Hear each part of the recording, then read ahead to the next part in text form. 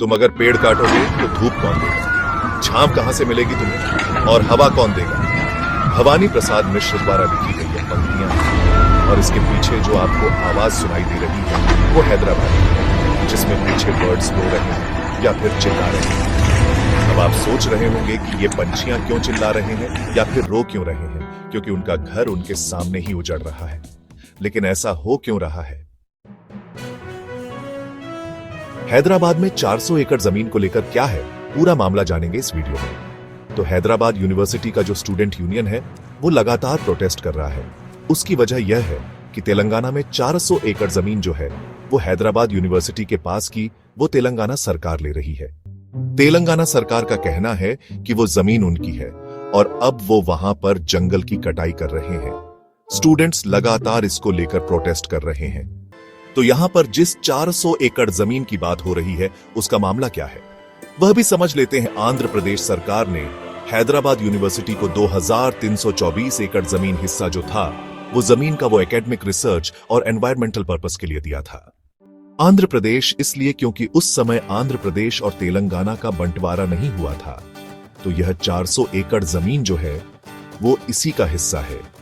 यह हिस्सा जो है वो कांचागाची एरिया में आता है और यह काफी हरा भरा इलाका है जहां सालों से कोई कंस्ट्रक्शन का काम नहीं हुआ है। यहां पर हैदराबाद यूनिवर्सिटी के जो स्टूडेंट्स हैं वो रिसर्च और इकोलॉजी को समझने के लिए इस एरिया का इस्तेमाल करते हैं। तो अब सवाल यह है कि यह जमीन है किसकी? तो हैदराबाद यूनिवर्सिटी के स्टूडेंट्स का यह मानना है कि यह जमीन यूनिवर्सिटी की है। वही स्टेट गवर्नमेंट इस ग्रीन एरिया को अपना बता रहे हैं। तो यूनिवर्सिटी स्टूडेंट्स का कहना है कि यह जमीन सरकार ने यूनिवर्सिटी को दे दी है और यह ग्रीन लैंड न केवल यूनिवर्सिटी के लिए बल्कि तेलंगाना के एनवायरनमेंट के लिए भी बहुत ज्यादा इंपॉर्टेंट है। यह मामला पहले भी कोर्ट में जा चुका है। तो रिपोर्ट्स के हिसाब से 2022 में तेलंगाना हाईकोर्ट ने अपने एक जजमेंट में कहा था कि इस 400 एकड़ लैंड से जुड़ा जो ऑफिशियल डॉक्यूमेंट है वो नहीं है, जिस वजह से यह लैंड जो है वो सरकार का हो जाता है। अलग अलग रिपोर्ट्स में बताया गया है कि इस एरिया में कई फ्लोरा और फौना के स्पीशीज हैं। बायोडायवर्सिटी के लिहाज से यह बहुत ही ज्यादा सेंसिटिव एरिया है और इसकी रक्षा होनी चाहिए। इसी को लेकर स्टूडेंट्स लगातार प्रोटेस्ट कर रहे हैं। वहीं तेलंगाना सरकार उस एरिया की कटाई करके वहां पर बुलडोजर की कार्रवाई कर रही थी, जिसकी तस्वीरें सोशल मीडिया पर खूब वायरल हो रही हैं। तेलंगाना सरकार इस एरिया में आईटी पार्क बनाना चाहती है, जिसके बाद स्टूडेंट्स, अपोजिशन लीडर्स और कई एनवायरमेंटलिस्ट मिलकर तेलंगाना हाईकोर्ट में इसके खिलाफ पीआईएल फाइल किया है, जिसमें उन्होंने यह अपील की है कि इस एरिया को नेशनल पार्क डिक्लेयर कर दिया जाना चाहिए। लाइव लॉ के एक रिपोर्ट के मुताबिक 3 अप्रैल को सुप्रीम कोर्ट ने भी इस मामले की सुनवाई करते हुए जंगल की कटाई पर फिलहाल रोक लगा दी है और इससे जुड़े रिपोर्ट्स जो है वो मंगवाए हैं। तो फिलहाल के लिए जंगल की कटाई जो है वो रोक दी गई है।